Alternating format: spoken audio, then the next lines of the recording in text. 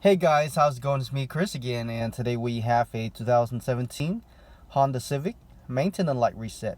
We are going to use the screen right here, the GPS system, and go ahead and turn on your car without starting. If you have to push start, go ahead and press it twice.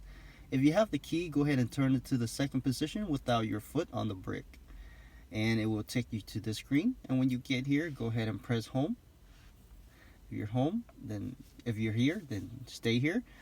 Go ahead and hit on setting. Go ahead and hit vehicle. Sorry, my gloves are a little thick. I cannot. There you go. Go ahead and hit the maintenance info. Go ahead and select reset item. We're gonna do all item. Go ahead and hit reset. There it is, guys. Guys, make sure you click that like. Thank you for watching, and I'll see you next time. Bye bye.